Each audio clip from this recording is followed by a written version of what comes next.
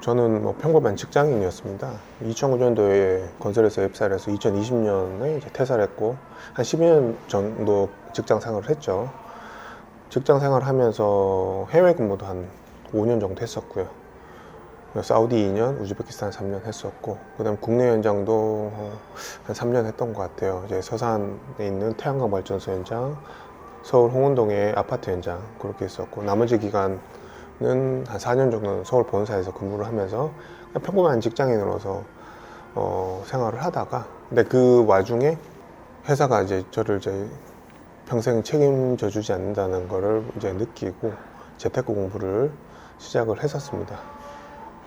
2012년도였던 것 같아요. 그때 제가 이제 결혼을 하고 처음으로 이제 부동산에 조금 관심을 가지기 시작을 했고, 근데 이제 그때가 제가 입사 4년 차였는데 저뿐만 아니라 제 회사 동기 친구들도 마찬가지였던 것 같아요. 좀 불안했던 것 같아요. 그래서 그때 제일 친한 친구랑 점심에 또 이제 회사 근처에 순댓국을 먹고 남자 둘이서 커피를 마셨어요. 점심 먹고 나서. 이제 커피를 마시면서 이 얘기 저 얘기 하다가, 야, 우리 스터디 하나 만들자.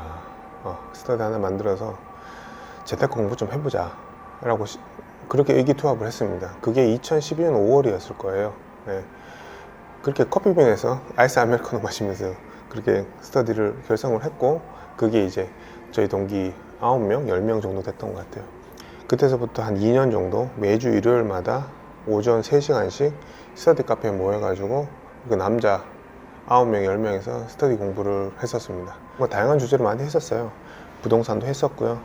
주식도 했었고, 그다음에 뭐 금이나 은 이런 이제 실물 투자에 대해서도 공부를 했었고, 그러던 와중에 아무래도 저희가 이제 건설회사다 보니까 또 마침 그때 2012년, 13년 그때쯤에 40살 행복한 부자 아빠, 그 마행부라는 그 책이 굉장히 유행을 했었어요. 근데 그 책이 어떤 내용이냐면은 그 신도시 택지주구의 이제 전포규모 택지죠. 그게 말 그대로 일단 상가주택이라고 보시면 되는데, 1층은 상가고 2층, 3층, 4층은 주택이 들어가는 그런 상가주택, 이게 굉장히 좀 유행의 붐이 좀 있었어요. 왜냐면 그때는 이제 아파트 경기는 굉장히 계속 하향 공설을 이제 그리고 있었던, 지금과 좀 비슷한 시기였는데, 그래서 저희도 이제 그쪽에 관심을 갖게 돼서 13년에 저희가 상가주택을 그 같이 스타트했던 멤버 2명, 총 3명에서 상가주택을 매입을 하게 됩니다. 그때 나이 저희가 이제 31살이었는데 두 친구는 30살, 29살이었어요. 그 정말 어린 친구들이죠. 그 3명에서 그때 당시 그 금액이 11억이었던 것 같아요. 11억짜리 상가주택을 샀었죠. 좀 겁도 없었죠, 어떻게 보면. 그렇게 하면서 실질적인 첫 투자가 2013년 제 나이 31살 때 처음 시작을 하게 됐었고, 그때 이제 좀 건물주는 건물주였잖아요. 건물주로서 매달 이제 월세가 따박따박 나오니까 이게 너무너무 신기한 거였습니다. 그러면서 이제 이게 진짜로 하니까 되는구나, 월세가 진짜 들어오는구나, 생각보다 임차인분들 전화도 안 오고 괜찮네? 라는 생각이 들면서, 그 이후로 이제 중간에 제가 이제 우즈벡을 한 3년 정도 갔다 오면서 그때의 기간은 이제 못하게 됐고, 그 이후는 복귀를 해서 이제 부동산 투자에 점점 더 올인을 했었고요. 그러면서 이제 뭐 다가구라든지 재건축 아파트, 그다음에 상가, 토지, 재개발 빌라 등등 투자를 계속 진행을 했고, 현재까지 부동산 투자자로 쭉 지내고 있고요. 그러던 와중에 2020년 12월 달에 이쯤이면 퇴사해도 되겠다 라는 생각이 들었어요. 월급만큼 월세가 이제 다 세팅이 되고 투자에 대한 자신감도 좀 생기는 시점이 그때였었거든요. 그래서 그때 퇴사를 하고, 현재는 이제 퇴사한 지가 이제 4년 차가 됐는데, 지금은 부동산 전문 투자자로서 그렇게 남은 인생 계속 살 생각이고요. 그리고 또 한편으로는 제가 그동안 한 12년 동안 쌓아왔던 그런 경험들, 노하우들을 이걸 또 이제 나눠드리면서 사는 것도 괜찮을 것 같다라는 생각이 들어서, 현재는 이제 뭐 유튜브 활동도 하고 있고요. 좀 그렇게 좀 제가 하고 싶은 일을 하면서 사는 그런 40대의 평범한 가장입니다. 일단은 재테크를 뭐 회사 이외에 나만의 무기를 만들어야 되겠다라고 생각을 했던 게 지금부터 한 13년, 14년 전이었던 것 같아요. 그때 제가 2010년부터 2012년까지 사우디아라비아에서 변전소 송전선 공사를 하는 그 현장에서 근무를 했었는데, 그때는 2주일 하루를 쉬었어요. 2주일 하루 쉬고 아침 6시 반까지 출근을 해서 매일 야근이었습니다. 밤 11시 반까지 야근을 하는 그런 시기였었는데, 그때 제가 나이가 뭐 28, 29밖에 안 되는 굉장히 젊은 나이였음에도 불구하고 이 체력적으로도 너무 지치고 힘들더라고요. 그렇게 6개월, 1년 매일 야근을 하면서 쉬는 날 없이 그렇게 사우디에서 생활을 하는데, 그렇게 근무를 하다가 이제 너무 좀 막 사무실에만 있으니까 공기도 좀 답답하고, 그래서 바람을 쐬러 좀 사무실 밖으로 나갔었거든요. 오후골판 다 사막이고, 밤에 8시, 9시쯤에 하늘을 바라보는데 별이 너무 많이 보이는 거예요. 너무 예쁘고, 와, 진짜 좋다. 근데 문득 이런 현타라고 하죠. 현타가 오는 거예요. 난 누구고, 나는 지금 왜 여기에 있지? 나 지금 28, 29밖에 안 됐는데 여기 지금 사우디에서 밤하늘에 별 바라보면서 사무실에서 왜 일을 계속 하고 있지?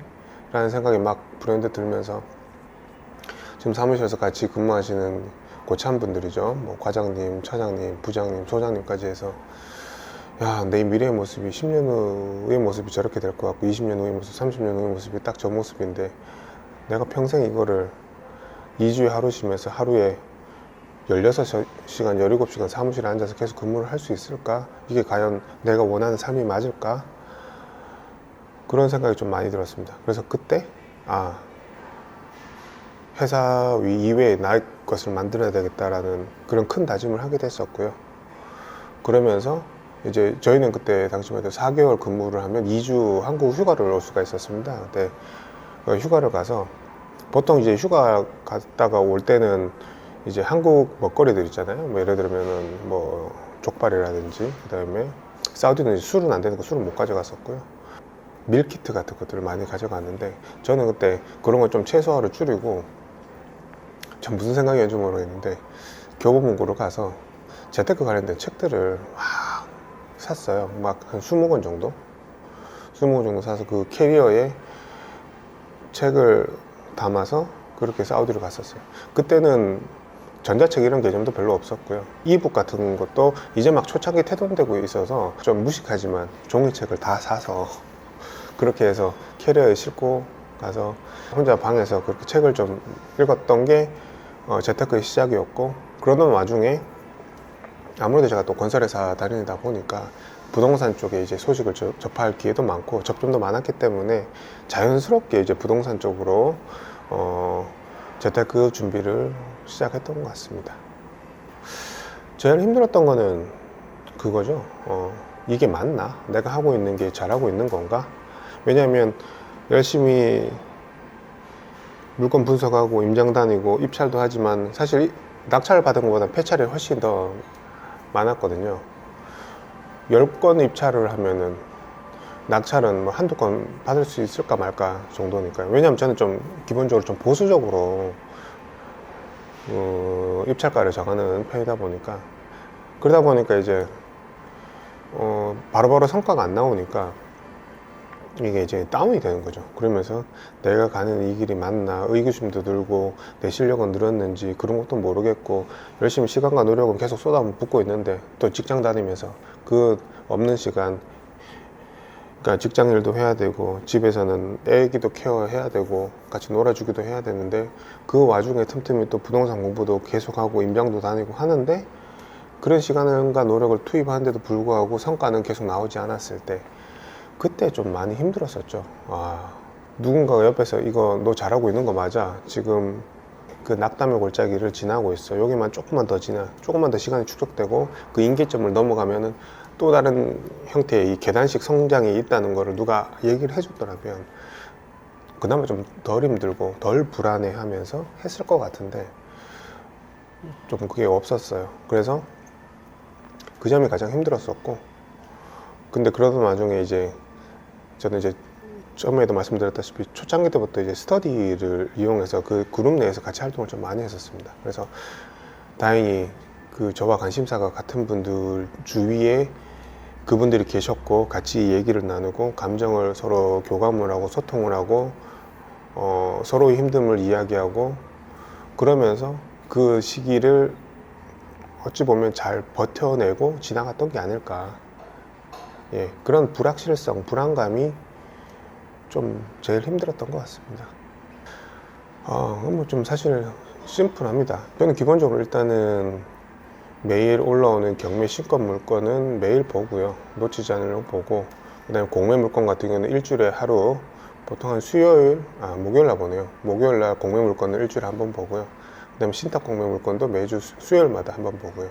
그 다음에 지도 검색이라고 그런 기능을 이용해서 제가 혹시 뭐 놓친 물건이 있지 않나, 그는 보통 금요일 날 해서 그냥 밥 먹고 또 양치질 하듯이 그냥 습관화해서 자연스럽게 매일 경매 물건, 공매 물건, 신탁 공매, 지도 검색까지 그렇게 물건을 계속 보고 있고요.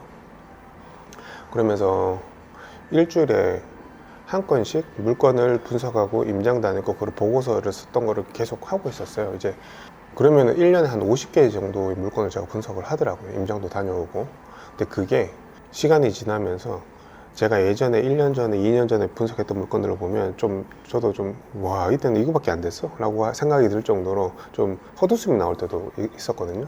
근데 그렇게 중간에 텀 없이 그냥 계속 조금씩 하면서 그 감을 계속 유지하는 게 제일 중요한 것 같고, 그렇게 물건을 분석하다가 처음 봤을 때는 괜찮은 물건이었는데 분석하다 보면 별로의 물건들도 있고요.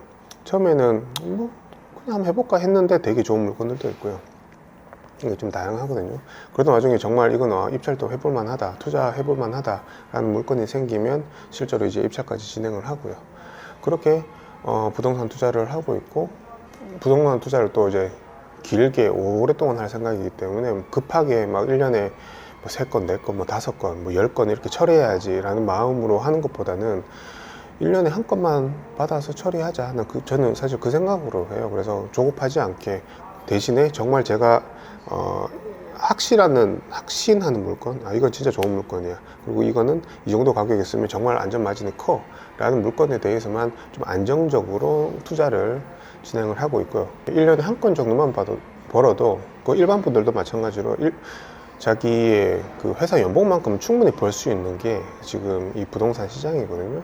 왜냐하면 금액 자체가 크기 때문에, 또 이제 대출을 이용한 레버리지를 통하면은 투자금 대비해서 자신의 연봉만큼 충분히 벌 수 있는 게 이 시장이라서, 그렇게 하시면 사실 이게 중요한 게 3번, 4번 계속 수익 내는 것보다 한 번 크게 손실 나는 게 더 무서운 일이거든요. 그렇기 때문에 무조건 손실은 나지 않게 안정적으로, 그러려면 조급하지 않아야 되고, 그래서 1년에 한 건씩 여유롭게 투자를 해도 그게 복리의 효과로 점점 쌓여 나가기 때문에 저는 그렇게 부동산 투자를 진행하고 있습니다. 지금은 사실 부동산 불황기입니다. 2020년부터 2022년까지 한 2년 정도 완전 화랑기였다가 2022년 6월부터 금리가 팍 오르기 시작하면서 꺾이기 시작을 했죠. 그게 이제 2년째 진행이 되고 있고 지금 불황기인데, 지금 시작하시는 분들은 저는 너무 적극적으로 찬성을 하고 용기를 좀 많이 드리고 싶어요.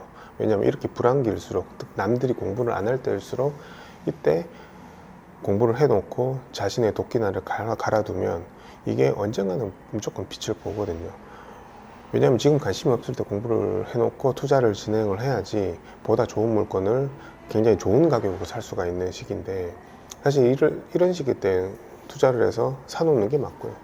남들이 다 들어온 호황기 때는 매도를 하는 게 맞겠죠. 근데 사람 다 반대로 움직여요.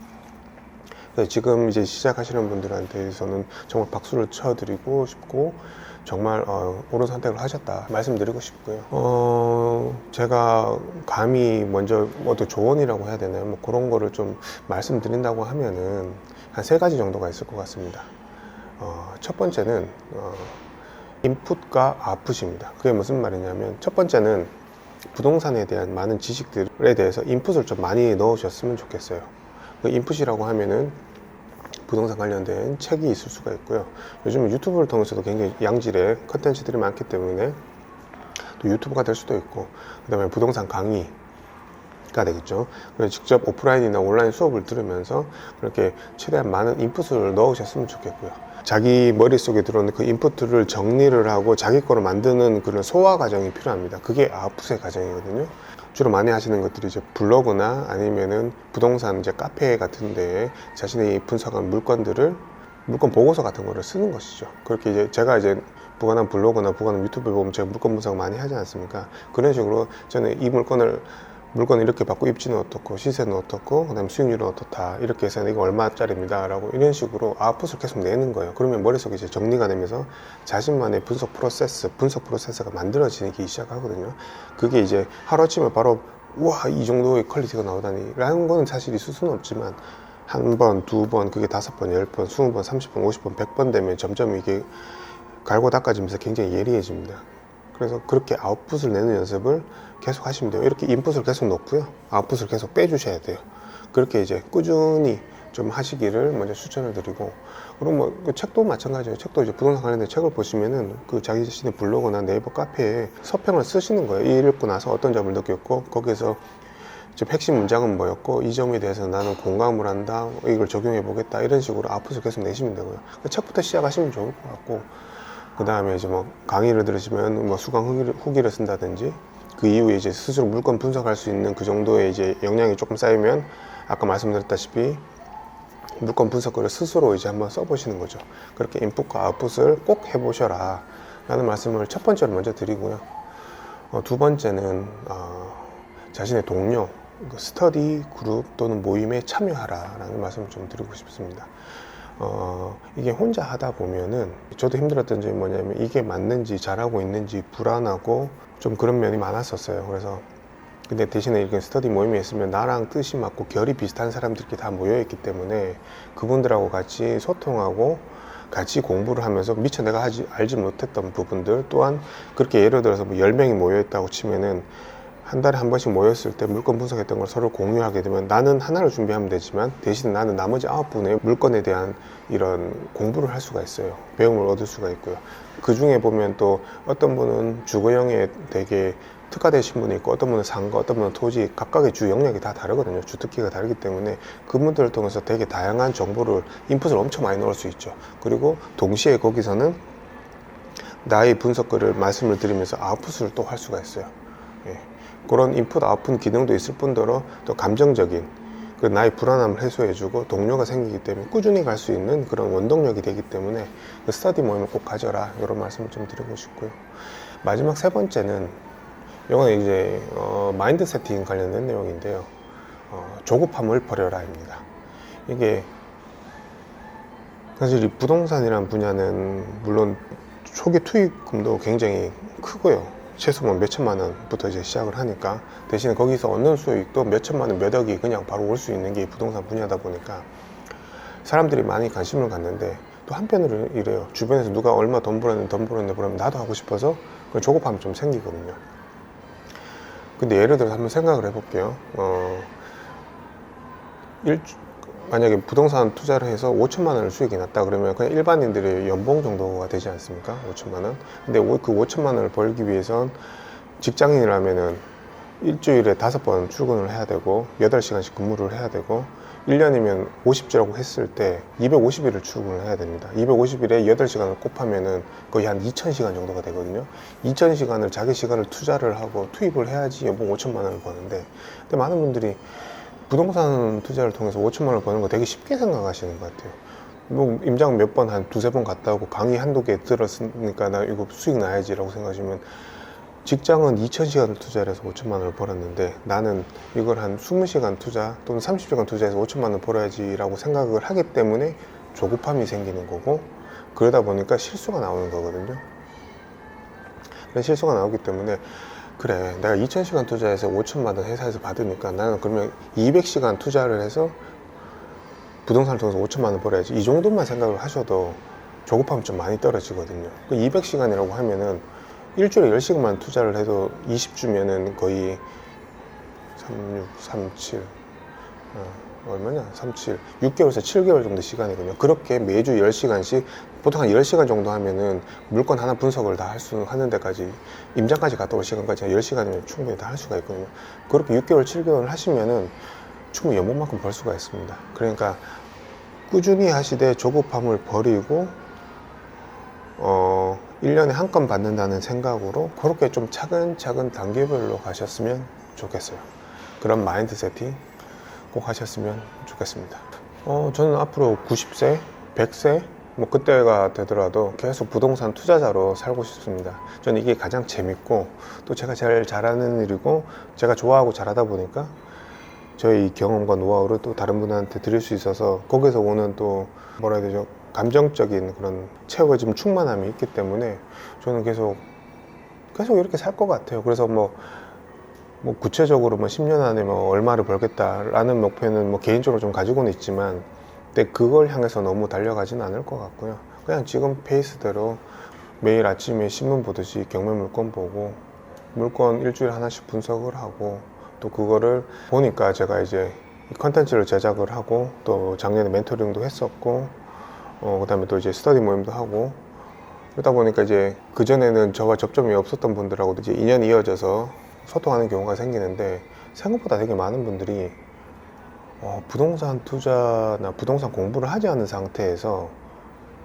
남들이 어떻게 돈 벌었네? 라는 뭐 그런 얘기만 듣고 그냥 덜컥 투자를 하시는 경우들이 좀 많더라고요. 그래서 되게 큰 손해를 보시고 힘들어 하시는 경우를 좀 종종 보고 있는데 그래서 좀 도움을 드리고 싶다는 좀 마음도 커졌습니다. 그래서 최소한 이 정도는 부동산에 대해서 공부를 좀 하셨으면 하는 마음이 들면서 쉽게 이해할 수 있는 그런 내용들의 컨텐츠를 좀 꾸준히 좀 저도 아웃풋을 내면서 좀 도움을 드리고 싶다라는 마음이 점점 더 커지고 있거든요. 그래서 제 투자는 제 투자대로 그냥 꾸준히 이렇게 진행을 하고요. 또 한 축으로는 그런 이제 이런 양질의 컨텐츠를 또 만들어내면서 이렇게 이제 투트랙으로 부동산 투자자의 삶으로서 좀 살아가고 싶습니다. 그게 제 무관함의 현재 목표입니다.